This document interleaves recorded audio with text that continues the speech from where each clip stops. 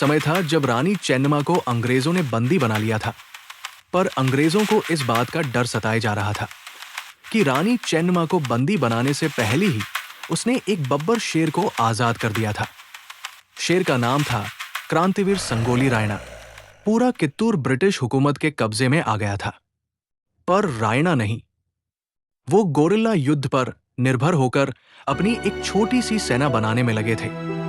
गांव वाले सेना में शामिल होने पर संकोच करते थे, क्योंकि ब्रिटिशर्स का भय गांव वालों को था। तभी रायणा जी उनको एक वीरता और साहस की कहानी सुनाते हैं। एक सुंदर सी कन्या का विवाह कित्तूर के महाराज राजा मल्ल सर्च से हुआ। रानी वहां खुशी खुशी रहने लगी। महाराज उनसे महल के संचालन के लिए कभी कभी उनका सलाह लेते थे, पर अचानक महाराज का तबीयत खराब हो गया और कार्यभार रानी चेन्नम्मा ही अन्य सहयोगी के साथ संभालने लगी थी।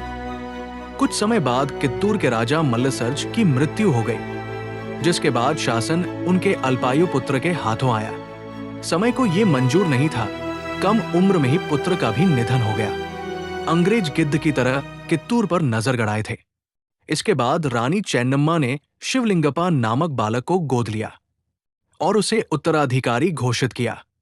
ब्रिटिश ईस्ट इंडिया कंपनी ने इस गोद लिए हुए पुत्र को उत्तराधिकारी मानने से इनकार कर दिया और कित्तूर राज्य को ब्रिटिश साम्राज्य में मिलाने की साजिश रची।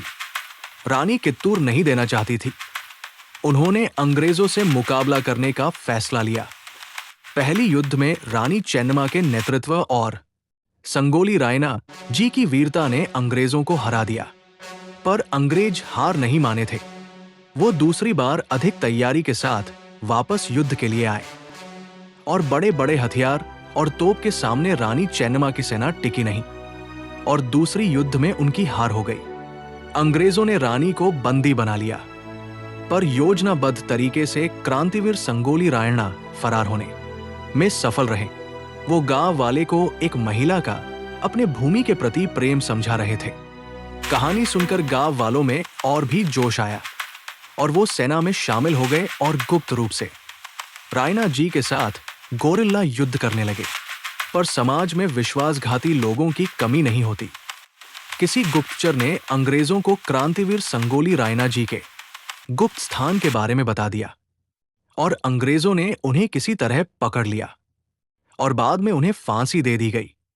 रानी चेन्नम्मा को जिस बैलहोंगल के किले में कैद रखा गया था, 1829 में उनकी मृत्यु उस किले में ही हो गई। कहा जाता है कि कित्तूर का ये स्वतंत्रता संग्राम केवल एक हारी हुई लड़ाई नहीं थी, बल्कि ये आने वाली 1857 की क्रांति और भारत के स्वतंत्रता आंदोलन की नींव थी। ये कहानी हमें सिखाती है कि जीत और हार केवल युद्ध के मैदान तक सीमित होती है, लेकिन जो देश के लिए शहीद होते हैं वे इतिहास में हमेशा के लिए अजेय हो जाते हैं।